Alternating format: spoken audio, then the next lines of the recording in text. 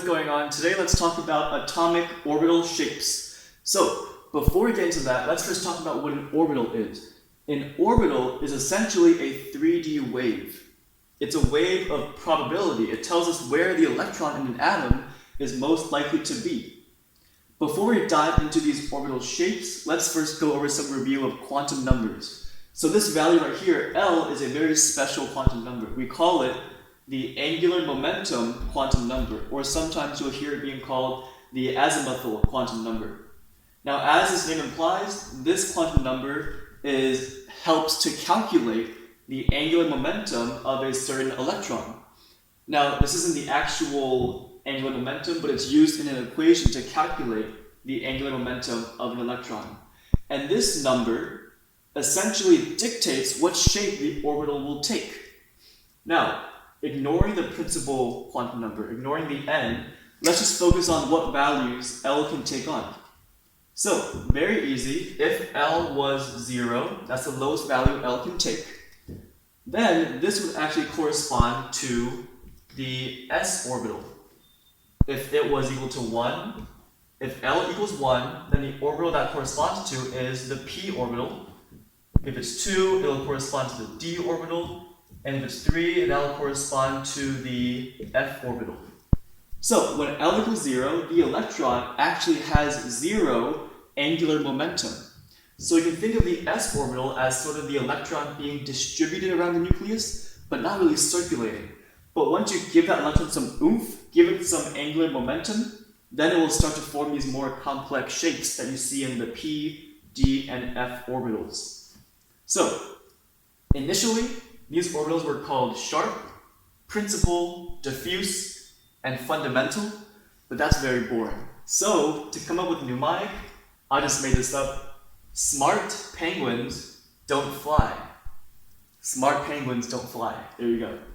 So, let's dive into the shapes of these 4 different atomic orbitals. First up, we have the L equals 0 case, which is the s orbital. So, the s orbital they're all spherical in shape. So in actuality, only the 1s orbital is truly a sphere with a nucleus at the very center of that sphere. But the higher s orbitals like 2s and 3s, they actually have radial nodes around them where the electron is never found. But for simplicity's sake, all the s orbitals are spherical in shape.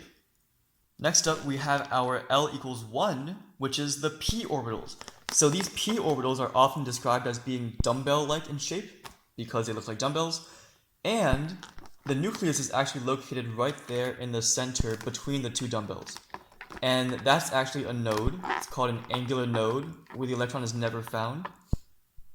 And there are actually 3 different types of p orbitals, and they're all perpendicular to each other. So if we imagine that this is the x-axis, this is the y-axis, and the z-axis is coming out towards you, then the px orbital is like that, the py orbital is like that, and the pz orbital is pointing straight up towards you. So those are your 3 perpendicular p orbitals. So next up we have our L equals 2 case, which are the d orbitals. So these d orbitals are very important in transition metal chemistry, and you can see they look a lot like these 4-leaf clover shapes. Well, actually 4 out of the 5 d orbitals have this 4-leaf clover shape. If we were to imagine that this was the x-axis and the y-axis, and coming out towards you is the z-axis, well then we would have first of all the dxy orbital, just like that. We would have the dyz orbital, just like that. We would have the dxz orbital, like that. And the 4th one's kind of weird. It's basically just the dxy orbital, but rotated. So this we call the dx squared minus y squared orbital. So that's 4 out of the 5. You've got your xy, your x squared minus y squared, your yz, and your xz. Now the 5th d orbital is actually the most exciting, and I'll show you guys that one next.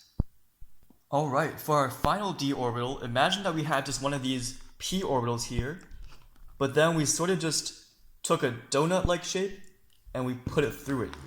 And there we have it. This is our final d orbital. We call this the dz squared orbital. It's literally like a dumbbell shape with a donut around it, like a halo thing. And it's dz squared, so it's actually running in the z-axis direction, so it'll look more like that.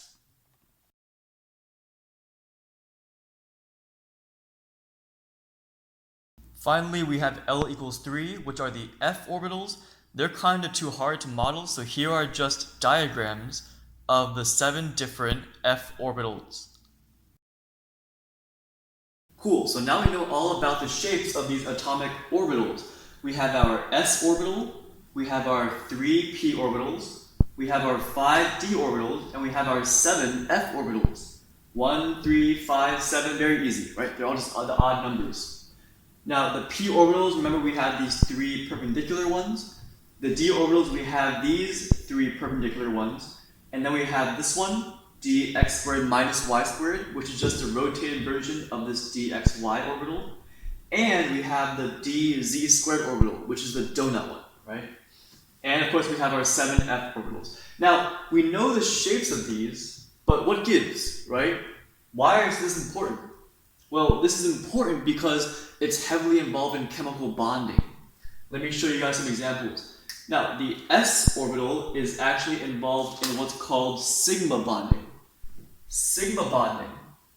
And that gives rise to things like single bonds. Chemical bonds, right? That's really important. So, you've got sigma bonding for s, and then for the p orbitals can participate in sigma bonding, but they can also do something called pi bonding, which is when they have sideways overlap. And that allows for things like double bonds and triple bonds to occur. So we have S sigma, P pi. We're seeing a trend going on here, right? What's next? We have our d orbitals, and they do something called delta bonding. Delta bonding. Now d orbitals, they can do sigma and pi bonding, but more interestingly, in things like transition metal chemistry, they have things called delta bonds. And actually, combinations of sigma, pi, and delta bonds, they can give rise to things like quadruple bonds, or quintuple bonds, or even sextuple bonds, right? 4, 5, or 6 chemical bonds between 2 atoms, albeit they're very weak. Now, lastly, for the f orbital, we have this really strange, mysterious thing, theoretical bond called a phi bond, f phi bond. Now, in 2005, there was a paper that proposed, it is some fancy math that I'm not going to pretend to understand, but they figured out that maybe the molecule U2, which is 2 uranium atoms, they might have a phi bond. Might.